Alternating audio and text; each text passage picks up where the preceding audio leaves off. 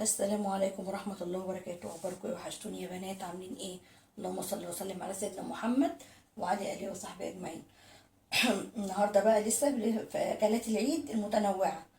كل يوم هنعمل أكلة جديدة بأمر الله إن شاء الله، وربنا يبارك يا بنات. والله بجد والله كلمة الحمد لله بتخلي الخير يعني يكتر في بيوتنا بصراحة.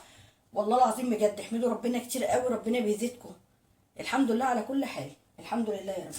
هنا بقى يا بنات معانا لحمه زي ما انتم شايفين كده. انا لسه هعجنها، انا كنت طلعتها من الفريزر. لازم يا بنات تتعجن كويس جدا جدا جدا جدا قبل التتبيله وقبل كل حاجه. طبعا زي ما انتم شايفين كده ديت يا بنات كيلو وربع، كيلو احمر وربع دهنه. فرمها معاها اهي باينه متهيألي، شايفين؟ ربع دهنه بس. وهنا بقى ان شاء الله معانا باذن الله فرخه، طبعا فرخه كبيره شويه. طبعا انا لسه بقى هفتحها وهدقها. بصوا هعمل فيها افلام يعني زي ما بيقولوا. منضفاها كويس جدا زي ما انتم شايفين كده، اللهم بارك ما شاء الله. شايفين ما شاء الله حلوه جدا. بس كده هتبلهم زي ما انتم شايفين كده. بس يا بنات انا مش عايزه اطول عليكم الفيديو عشان ما تزهقوش مني ويكون الفيديو خفيف على قلوبكم. هنشوي ان شاء الله باذن الله الفراخ بامر الله، والكفته واللحمه دي يا بنات انا هعملها كفته. فلازم انا دي اللحمه دي عاملاها وشين، فرماه وشين عند الجزار خلاص. بس لازم ان انت بتعجنيها كويس جدا، بمعنى اصح تصمغيها. لازم الكفته اللحمه بتاعتها تتسمى كويس جدا. انت يعني تمسكيها كده، هقول لك ايه بس. بصوا يعني ايه، تطلع كده زي ايه، تسمك كده في ايدك. بتقعدي تعجني فيها على قد ما تقدري. هي بصوا انا مش عايزه اعجنها دلوقتي عشان بصوا لسه يعني في حاجات فكت، وبصوا لسه جامده زي ما انتم شايفين كده اهي لسه. فمش عارفه ان انا اتملك منها دلوقتي. في جزء فك والباقي لسه ايه ما فكش. بس لازم تتعجن كويس جدا جدا جدا وتتاخد وشين يا حبايبي. ولازم الربع المفروم ده، يعني لو عامله كيلو تعملي عليه ربع ايه قصدي اللهم صل على النبي، الربع الدهنه. عايزه والله في حاجه اسمها بوش، عايزه تحطيها حطيها، عايزه تحطي دهنه حطيها. بس لازم ماده دهنيه يا بنات، لازم دهن مع الكفته بالذات عشان تديكي نتيجه حلوه وطعم جميل، وتديكي النتيجه اللي يعني ما شاء الله اللي بتجيبيها من بره، يعني زي اللي بره بالظبط. لازم الدهنه معاه، ما ينفعش لحمه حمراء خالص، لازم ده يا بنات. هي الكفته غير الهمبرجر. الهمبرجر لازم حمراء، لحمه حمراء ما بيتحطلهاش اي دهون، انما الكفته لازم ان هي يكون فيها دهون. بس كده يا بنات، لحمه اهي تفك بس بامر الله. انا مش عايزه اطول عليكم الفيديو، هي لسه ما فكتش. كنت عملتها معاكم وتبلتها معاكم، بس هفصل الفيديو بس عقبال ما ايه تتبل معايا تفك معايا. مش عارفه النهارده في ايه. تفك معايا وارجع لكم بامر الله تاني ان شاء الله. شايفين هي بتفك حبه حبه يعني، عشان انتوا عارفين طبعا من الحر الواحد بيطلع الحاجه يعني على ايه، على الاكل على طول، ما بنطلعهاش من قبل كده بكتير. هي بامر الله هتفك معانا ان شاء الله. الجو اصلا حر جدا اهي، بدات تفك اهي. صلوا على النبي يا بنات، اللهم صل وسلم على سيدنا محمد وعلى اله وصحبه اجمعين. وعيد سعيد علينا وعليكم وعلى امه محمد. بصوا العالم كله عليه افضل الصلاه والسلام. يا رب ايامنا كلها تكون اعياد وفرح وهنا يا رب. لسه برضو شويه اهي. بصوا يا بنات، هو العجن التسميغه بتاعتها بتبقى كده على قد ما تقدري. انا هوريكم برضه دلوقتي، انا مش هطول عليكم فيديو ما تقلقوش، بس هوريكم عجن بسيط كده وهوريكم هتعمل ايه دلوقتي. هي يعتبر زي العجين، زي ما تكوني بتعجني كده ايه العجين.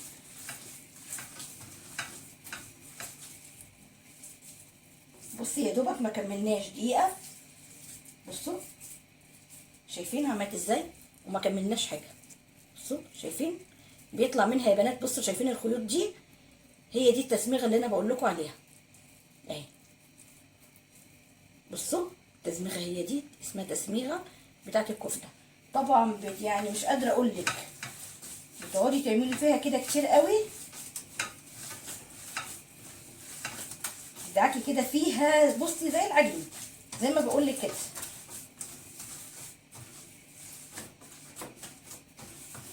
طبعا الكفته يا بنات انا مش بحط لها غير ملح وفلفل اسمر شويه توابل صغيره، يعني مش اللي هي ايه بحط بقى بصل والكلام ده وخضره والكلام ده، لا انا عايزه اكل ادوق طعم، يعني طعم اللحمه نفسها يبقى موجود معايا. لو انت عايزاها زي الكفته اللي بره بتاعه الحاتي، هي دي ان شاء الله بامر الله النتيجه معاك هتطلع 100 100. هي دي الكفته الصح. معلش هتتعبي شويه بس في الاخر هتلاقي النتيجه بامر الله حلوه. شوفي انت بقى كيلو كفته من بره بتجيبيه بكام واللحمه اصلا غاليه، بس على قد ما تقدري. بصوا ما شاء الله اهي، بصوا اهي، شايفين بدأ يطلع منها اهو، شايفين اهي.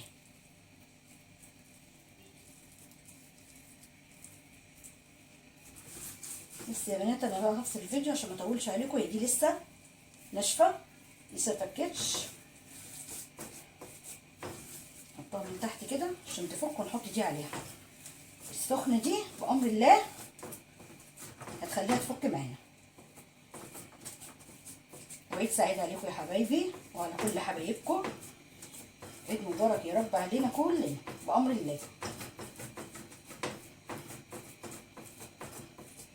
وربنا يا رب ينجح كل بناتنا كل اولادنا في الثانويه العامه بامر الله يا رب. احنا عارفين طبعا اليومين دول امتحاناتهم، بس هم واخدين اجازه بسبب العيد، وبعد العيد هنكمل ايه ان شاء الله الامتحانات تاني. فكل بيت مصري في حد في الثانويه العامه بجد ربنا يكون في عونهم، وان شاء الله ناجحين بامر الله يا رب يا رب. يعني ندعي لهم كلهم بامر الله، اولادنا وبناتنا ان شاء الله بالتوفيق باذن الله. بس يا بنات انا هفصل كده معاكم الفيديو، هرجع لكم تاني بامر الله تكون اللحمه فكت شويه. وزي ما بقول لكم انا ما بحطش عليها غير ملح وفلفل اسمر وشويه توابل لحمه، بس حاجه بسيطه جدا يعني مش كتير، توابل لحمه قليله. يلا يا بنات كده يا بنات انا عملتها اهي، تبلتها، حطيت بس عليها قرنين فلفل اخضر زي ما انتم شايفين كده. عايزاه سبايسي حراق، عايزاه بارد حطي براحتك اللي يعجبك، بس كده. وملح وفلفل اسمر يا بنات زي ما قلت لك، وشويه توابل لحمه بس اهي. وعملتها كويس طبعا، طلعت بصوا الصمه اللي فيها زي ما بقول لكم اهي ما شاء الله. دي بقى تقعد في التتبيله اقل حاجه ساعتين زي ما انتم شايفين كده، اللهم بارك ما شاء الله. حته لحمه زي ما انتم شايفين كده، ولا بصل ولا الكلام الفاضي ده كله، عشان تاكلي كفته حلوه زي ما انتم شايفينها كده، اللهم بارك عليها ما شاء الله. طبعا هغطيها وبحطها في التلاجة واسيبها ايه لحد ما اجي اشويها بامر الله. دي الكفته الصح يا بنات. بالنسبه بقى للفراخ انا كسرتها، بصوا هوريكم عملتها ازاي. شايفين فصلت شايفين ازاي العظم نفسه، فتحتها كده بحيث ان هي تبقى حلوه معايا في الشوي زي ما انتم شايفين كده. كسرتها من هنا كده اهي، بس انا مرضتش اطول عليكم الفيديو اهي زي ما انتم شايفين. بصوا بس الطبق تقيل على ايدي. بصوا برضو هنا يا بنات شايفين الصدر برضو فتحت اهو اهي، بقربها لكم. لازم افرده كده اهي وافتحها من هنا كده، لازم ده كله يتفتح. افرد الصدر كده معايا بحيث يا بنات انها تشوي كويس معايا وما يبقاش فيها دم. وده الورك التاني برضو يا حبايبي اهي. بسم الله هشيل الطبق كده بس عشان ما ينقطش معايا. بصوا شايفين فتحتها ازاي اهي، العظم كله كسرته كده زي ما انتم شايفين فتحتها اهو. بصوا لازم كده بيتفرد. بصوا برضو الصدر ده كمان اهو زي ما انتم شايفين كده، لازم افتحه كده، افرده كده وافتحه. معاكي ايد هون انا دقيت عليه يا بنات بايد الهون، معاكي ايد الهون دقي معاكي اي حاجه كده جامده صلبه معاكي تدقي عليها بحيث ان انت تفرديها كده تبقى جميله معاكي في الشوي. كل ده بيستوي معاكي بامر الله، ما تبقاش فيها حاجه نيه. بصوا شايفين انا كسراه من هنا ومن هنا، ده الصدر يا بنات بصوا فردته ازاي زي ما انتوا شايفين كده، اللهم بارك ما شاء الله. بالنسبه يا حبايبي للتتبيله اللي انا عملتها للفراخ زي ما انتوا شايفين كده، مش تتبيله كتيره، يا دوبك ليمون شويه خل، يا دوبك قطايه بشرتها قطايه بسيطه جدا، وبصلايه صغيره قوي زي ما انت شايفه كده. يعني مفيش اللي هي التتبيله اللي بالك فيها، لا، بحيث انها ما تتحرقش معايا وتبقى حلوه. شايفين الميه بتاعتها اهي، حاجه بسيطه جدا. الميه دي يا بنات الخل والليمون معايا بس كده، بامر الله تاكلي شويه فراخ مشويه مش قادره اقول لك بصراحه، تحفه جدا جدا بامر الله. ان شاء الله تطلع جميله معانا. بعد ساعتين بامر الله هشويها واوريها لكم طبعا زي ما انتم شايفين كده، اللهم بارك. وزي ما بقول لك برده اللحمه كفته بالذات ما تكتريش فيها الحاجات اللي بتتحط دي، يعني ما تحطيش بصل، ما تحطيش طماطم، ما تسيب منك وتبقى وحشه وهتبقى ريحتها وحشه، بتحمض بسرعه بمعنى اصح، وبعدين بتسيب معاكي. الفلفل بس عشان انا بحبها بصراحه سبايسي وكده، فبحب طعم الفلفل فيها، لا اكتر ولا اقل، وملح وفلفل وتوابل اللحمه وخلاص بس كده. ده الشوي الصح يا بنات، من غير اي افتكاسات ولا اي توابل ولا نحط حاجات كتيره ولا الكلام ده، بحيث انها ما تحرقش معانا بالنسبه للفراخ، وبالنسبه هنا الكفته ما تغيرش معايا، ويبقى طعمها بالظبط زي سبحان الله بتاعه الحاتي بره. نعمل اكله حلوه لعيالنا باقل التكاليف في بيوتنا زي ما انتم شايفين كده، اللهم بارك. بس هسيبها يا بنات في التلاجة، هغطيهم واحطها في التلاجة بامر الله ساعتين 3 لو حلو قوي، لو من امبارح.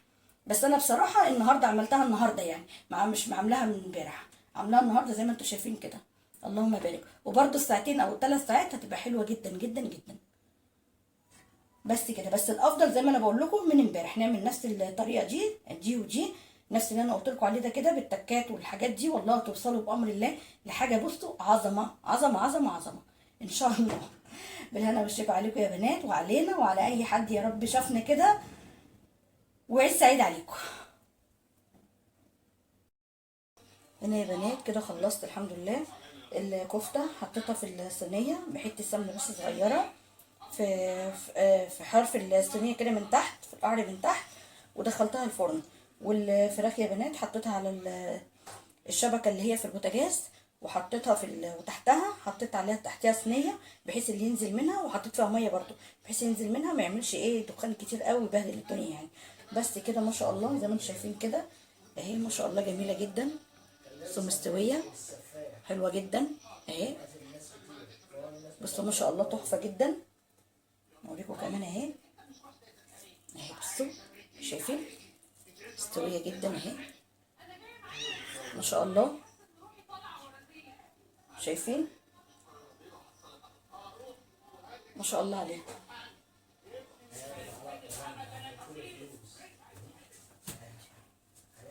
اوريكم برضو الفراخ ما شاء الله، بصوا التكسيره اللي انا وريتها لكم دي بتخلي الفراخ مستويه وجميله جدا. شايفين يا بنات اهي ما شاء الله، بصوا سخنه جدا وجميله جدا ما شاء الله.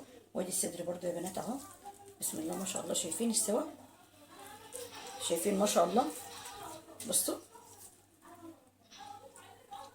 لا ما شاء الله تحفه. اعملوها في البيت يا بنات، وطبق سلطه بقى يستاهل بقكم زي ما انتم شايفين كده ما شاء الله. ماشي البيت الجميل بتاعنا، يلا بقى تعالوا بقى كلوا، ايه رايكم؟ احلى صينيه مشويات بس احنا بنحب ناكلها بالعيش. في ناس بتحط رز بسمتي من تحتها وفوقيها ايه الكفته والفراخ والكلام ده، بس احنا بنحبها كده زي ما انتم شايفين كده، بناكلها بالعيش وبناكلها بالسلطه، ولو في سلطه طحينه بناكلها بسلطه طحينه. شايفين الجمال السلطه والعيش. يلا يا بنات اشطروا بقى كلكم كده، جدعنوا كلكم كده واعملوا الموضوع ده والله العظيم في البيت جميل جدا زي ما انتم شايفين. في الصينيه مش هقول لك بقى اعمليها في سياخ والكلام ده، لا في قلب الصينيه. بصوا مستويه وجميله ازاي، شايفين عامله ازاي حاجه كده، بصوا فاخر من الاخر زي ما بيقولوا. يلا الف هنا على اللي شاف والف هنا على اللي ياكل. يلا يا بنات فيديو جديد بامر الله، وزي ما بقول لكم كده جربوا بتكات بسيطه وحاجات بسيطه جدا، بتلاقوا الموضوع سهل قوي قوي والله. والكفته على فكره طعمها جميل جدا، التتبيله اللي انا حطيتها البسيطه تحفه جدا، ملح وفلفل زي ما قلت لكم، وشويه توابل لحمه بس، بهارات لحمه بسيطه جدا على فكره، وقرنين فلفل زي ما شفتوا كده بس. والفراخ برده ملح وفلفل، وحطيت شويه بهارات صغيره، وحطيت بشر طماطم وحطيت ليمون وحطيت خل، ما حطيتش اي افتكاسه تانية، ما حطيتش حاجه تانية يا بنات.